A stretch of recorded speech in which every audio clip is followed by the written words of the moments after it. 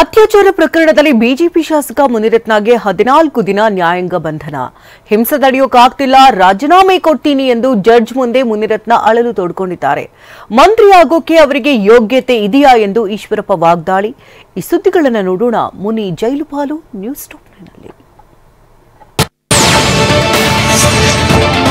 ಜಾತಿ ನಿಂದನೆ ಕೇಸ್ನಲ್ಲಿ ಜಾಮೀನು ಪಡೆದಿದ್ದ ರಾಜರಾಜೇಶ್ವರಿ ನಗರ ಬಿಜೆಪಿ ಶಾಸಕ ಮುನಿರತ್ನಗೆ ಅತ್ಯಾಚಾರ ಪ್ರಕರಣ ಸುತ್ತಿಕೊಂಡಿದೆ. ನಿನ್ನೆ ಪ್ರಕರಣದ ವಿಚಾರಣೆ ನಡೆಸಿದ ಜನಪ್ರತಿನಿಧಿಗಳ ವಿಶೇಷ ನ್ಯಾಯಾಲಯ 14 ದಿನಗಳ ನ್ಯಾಯಾಂಗ ಬಂಧನಕ್ಕೆ ಒಪ್ಪಿಸಿದೆ. 2 ಕೇಸ್ಗಳಲ್ಲಿ ನಿಟ್ಟುಸಿರು ಬಿಟ್ಟಿದ್ದ ಬಿಜೆಪಿ ಶಾಸಕ ಪರಪ್ಪನ ಅಗ್ರಹಾರ ಜೈಲು ಪಾಲಾಗಿದ್ದಾರೆ. ಮೊನ್ನೆ ಎಲ್ಲಿಂದ ಹೊರಬಂದಿದ್ರು ಅದೇ ಜಾಗಕ್ಕೆ ವಾಪಸ್ ಆಗಿದ್ದಾರೆ.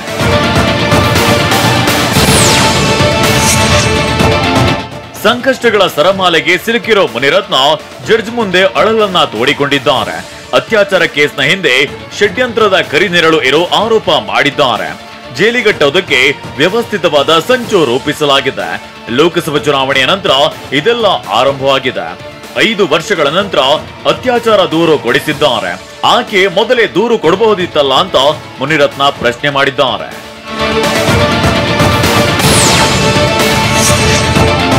ಇನ್ನು 5 ವರ್ಷ ಪೂರ್ತಿ ನನ್ನನ್ನ ಜೈಲಿನಲ್ಲಿಡಲು ಪ್ಲಾನ್ ಮಾಡಿದ್ದಾರೆ ಅಂತ ಮುನಿರತ್ನ ಆರೋಪಿಸಿದ್ದಾರೆ.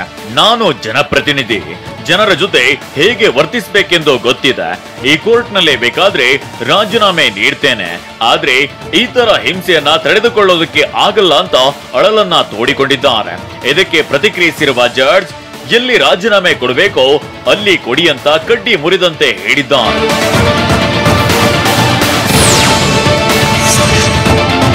ಇದೇ ಹೊತ್ತಲ್ಲೇ ಮುನಿರತ್ನ ವಿರುದ್ಧದ ಪ್ರಕರಣಗಳ ತನಿಖೆಗೆ ರಾಜ್ಯ ಸರ್ಕಾರ ಎಸ್ಐಟಿ ರಚನೆ ಮಾಡಿದೆ. ಎಸ್ಐಟಿ ಮುಖ್ಯಸ್ಥರಾಗಿ ಬಿಕೆ ಸಿಂಗ್ ಅವರನ್ನ ನೇಮಿಸಲಾಗಿದೆ. ಇನ್ನು ಸದಸ್ಯರಾಗಿ ಕೇಂದ್ರ ವಲಯದ ಪೊಲೀಸ್ ಮಹಾನಿರ್ದೇಶಕ ಲಾಭುರಾಮ್, ರೈಲ್ವೆಯ ಪೊಲೀಸ್ ಅಧೀಕ್ಷಕರಾದ ಸೌಮ್ಯಲತಾ ಮತ್ತು ಪೊಲೀಸ್ ಅಧೀಕ್ಷಕರಾದ ಸಿಎ ಸೈಮನ್ ಅವರಿದ್ದಾರೆ.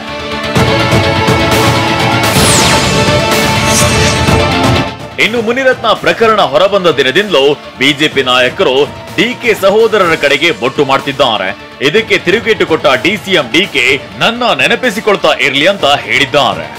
ಇರ್ಲಿ, ನೆನೆಸ್ಕೊತಾ ಇರ್ಲಿ, ನಾನು ಅವ್ರನ್ನ ನೆನೆಸ್ಕೊತಾ ಇರ್ಬೇಕು. ಸಂತ್ರಸ್ತಿಯ ದೂರಿನಲ್ಲಿ ಅನೇಕ ಭಯಾನಕ ವಿಚಾರಗಳು ಬಯಲಾಗಿದೆ.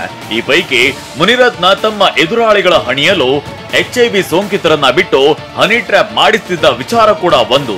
ಈ ಬಗ್ಗೆ ಡಿಸಿಎಂ ಡಿಕೆ ಮೈತ್ರಿ ನಾಯಕರನ್ನ ಪ್ರಶ್ನೆ ಮಾಡಿದ್ದಾರೆ. ನನಗೆ ಅಶೋಕ್ ಪಾಪ ಅವ್ರಿಗೂ ನಡೆದಂತ ಒಂದು ಷಡ್ಯಂತ್ರದ ಬಗ್ಗೆ ನೋಡಿ ನನಗೆ ದಿಗ್ಭ್ರಮೆ ಆಗಿದೆ. ಫಸ್ಟು ಅಶೋಕ್ ಅಣ್ಣ, CT ರವಿ ಅಣ್ಣ, ವಿಜೇಂದ್ರ ಅಣ್ಣ ಅವರೆಲ್ಲ ಕೂಡ ಇದ್ರ ಬಗ್ಗೆ ಅವರ ಅಭಿಪ್ರಾಯಗಳು ಏನಿದೆ, ಸತ್ಯಾಂಶ ಏನಿದೆ ಅದನ್ನು ಅವರು ಕೂಡ ಪರಿಶೀಲನೆ ಮಾಡಿಕೊಂಡು ತಿಳಿಸಲಿ. ಮುನಿರತ್ನ ಪ್ರಕರಣ ಬಗ್ಗೆ ಮಾತನಾಡಿದ ಸಂಸದ ಡಾಕ್ಟರ್ ಕೆ ಸುಧಾಕರ್, ಆರೋಪಗಳನ್ನ ನಂಬಲು ಆಗ್ತಿಲ್ಲ ಅಂತ ಹೇಳಿದ್ದಾರೆ. ಯಾಕಂದ್ರೆ ಈಗಿನ ಕಾಲದಲ್ಲಿ AI ಬಳಸಿ ಏನ್ ಬೇಕಾದ್ರೂ ಮಾಡಬಹುದು ಅಂತ ಹೇಳಿದ್ದಾರೆ. ಇನ್ನು ಬಸನಗೌಡ ಯತ್ನಾಳ್ ಮಾತನಾಡಿ, ತಪ್ಪು ಮಾಡಿದ್ರೆ ನಮ್ಮ ಬೆಂಬಲ ಇಲ್ಲ ಅಂತ ಹೇಳಿದ್ದಾರೆ. ಇದೆಲ್ಲ ತಪ್ಪೇ, ಆದ್ರೆ ಅದು ಪ್ರೂಫ್ ಆಗ್ಬೇಕು. ಅಂಥವ್ರಿಗೆ ಏನು ಕಾನೂನಿನಲ್ಲಿ ಅವಕಾಶ ಇದೆ ಎಲ್ಲ ಶಿಕ್ಷೆಗಳಾಗಬೇಕು. ಮುನಿರತ್ನ ಜೊತೆಗೆ ಇರುವ ಬಿಜೆಪಿ ನಾಯಕರೆಲ್ಲರೂ HIV ಟೆಸ್ಟ್ ಮಾಡಿಸಿಕೊಳ್ಳಬೇಕು ಎಂಬ ಸಚಿವ ಕೃಷ್ಣ ಬೈರೇಗೌಡ ಹೇಳಿಕೆಗೆ ಬಾಗಲಕೋಟೆಯಲ್ಲಿ ಈಶ್ವರಪ್ಪ ತಿರುಗೇಟು ನೀಡಿದ್ದಾರೆ. ಮಂತ್ರಿ ಆಗೋಕೆ ಅವರಿಗೆ ಯೋಗ್ಯತೆ ಇದೆಯಾ? ಯೋಗ್ಯತೆ ಇರುವಂತಹ ವ್ಯಕ್ತಿಗಳು ಇಂತಹ ಪದ ಬಳಸಬಾರದು. ನಿಮ್ಮ ಕೈಯಲ್ಲೇ ಅಧಿಕಾರವಿದೆ, ನೀವೇ ಟೆಸ್ಟ್ ಮಾಡಿಸಿಬಿಡಿ ಅಂತ ಹೇಳಿದ್ದಾರೆ. ಮಂತ್ರಿ ಆಗಕ್ಕೆ ಅವ್ರ ಯೋಗ್ಯತೆ ಇದೆಯಾ? ಯೋಗ್ಯತೆ ಇರುವಂತ ವ್ಯಕ್ತಿಗಳು ಇಂಥ ಪದಗಳು ಬಳಸಬಾರದು. ಮಾಡಿಸು, ನಿನ್ ಕೈಯಲ್ಲಿ ಇದೆಯಲ್ಲ, ಅಧಿಕಾರ ಇದೆಯಲ್ಲ, ಮಾಡಿಸ್ಬಿಡು. ಇದೆಲ್ಲದರ ನಡುವೆ ಏಡ್ಸ್ ಟ್ರ್ಯಾಪ್ಗೆ ಯುವ ಕಾಂಗ್ರೆಸ್ ಹಿಡಿದಿದ್ದಿದೆ. ಬೆಂಗಳೂರಿನ RR ನಗರದಲ್ಲಿ ಕೈ ಕಾರ್ಯಕರ್ತರು ಹೋರಾಟವನ್ನ ನಡೆಸಿದ್ದಾರೆ. ಮೋರಿ ಸ್ಲ್ಯಾಬ್ಗಳ ಮೇಲೆ ಶಾಸಕ ತಮ್ಮ ಹೆಸರನ್ನ ಬರೆಸಿದ್ರು. ಮುನಿರತ್ನಂ MLA ಎಂಬ ಹೆಸರಿಗೆ ಸಿಮೆಂಟ್ ಬಳಿದ ಕಾಂಗ್ರೆಸ್ ಕಾರ್ಯಕರ್ತರು ಆಕ್ರೋಶ ವ್ಯಕ್ತಪಡಿಸಿದ್ರು.